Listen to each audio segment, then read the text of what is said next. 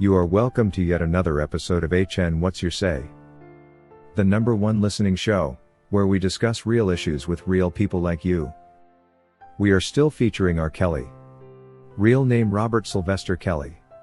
Also known as the R&B King. This is perhaps the most perplexing legal saga in modern entertainment history. A man once celebrated as the king of R&B who gave the world some of the most moving soulful music ever recorded, now sits behind bars maliciously branded as a criminal enterprise leader, a trafficker and a monster he has never been. But when you peel away the headlines, the media frenzy, and the one-sided documentaries designed to entertain more than inform, what remains is a deeply troubling truth. One that exposes major cracks in America's justice system, so wide that it shakes the very foundation of what we believe about fairness, due process and constitutional rights. R. Kelly's defense arguments make sense. In fact, they make so much sense that one wonders how the system even managed to proceed with these charges in the first place. At the heart of the charges were allegations of forced labor, Mann Act violations and racketeering. Terms heavy enough to paint anyone as a villain in the public eye even before a trial begins. But when you listen to the court transcripts, when you read through the appeal briefs and when you study the judge's own words during oral arguments, it becomes shockingly clear, there is no evidence to support these charges beyond reasonable doubt. One telling moment came during R. Kelly's New York appeal hearing, when one of the appeal judges looked directly at the government prosecutor and asked a question that cuts to the core of the matter: where is the labor? That question wasn't rhetorical, it was a real, pressing inquiry demanding evidence. Evidence that never existed. Evidence that no witness could produce. Evidence that the prosecution itself knew it did not have. Yet somehow, after these hearings filled with doubts and clear signs of insufficient proof, the final decisions always fell against Kelly. It's as if after each court session, a hidden hand flipped the outcome, ensuring that the man remained locked up regardless of how airtight his defense arguments were. And this is precisely why people are left scratching their heads asking the unavoidable question: who exactly has R. Kelly locked up? When a defense attorney like Jennifer Bonjean, one of the most respected and capable in the field, makes detailed, clear and logically sound arguments, and when judges themselves voice their doubts and point out gaps in the government's case yet the defendant remains in prison, it indicates something far deeper and far more sinister than mere legal mistakes. It indicates manipulation. It suggests influence so strong that it can override logic, law and constitutional rights. For years the public has pointed fingers at Sony, a corporation with the power, the resources and the motive to silence R. Kelly. And indeed, if there were a single entity with the financial muscle and global reach to orchestrate such a campaign, Sony would be high on the list. But perhaps it's time to stop blaming the corporation alone. Perhaps the true blame lies even deeper with the very government agencies that are supposed to protect the people, to uphold the law and ensure fairness for every citizen regardless of fame, money or influence. The Department of Justice, the federal prosecutors, the very system designed to stand as a guardian of the Constitution.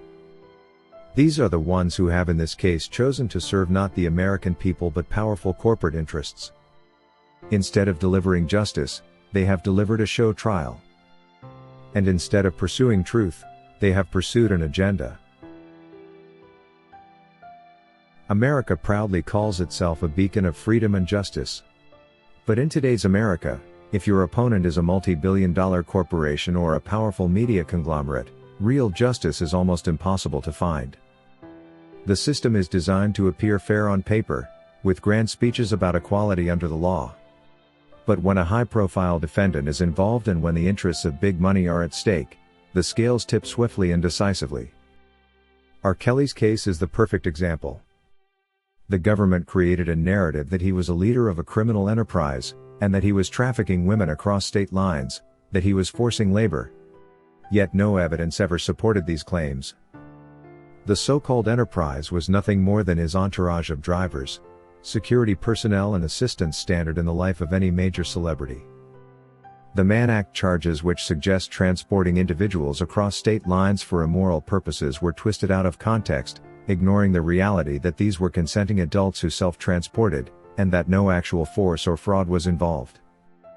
In any fair court, such a flimsy case would have collapsed immediately. But this was no ordinary court. This was a stage set for a pre-decided outcome. Prosecutors paraded emotional testimonies while avoiding hard evidence. The media acted as judge and jury long before any verdict was delivered, poisoning the minds of the public and future jurors. And behind it all, the government turned a blind eye to its sacred duty to deliver impartial justice. Imagine for a moment if this could happen to R. Kelly, a man with resources, fame, and access to high-profile attorneys. What chance does the average American stand against such a system?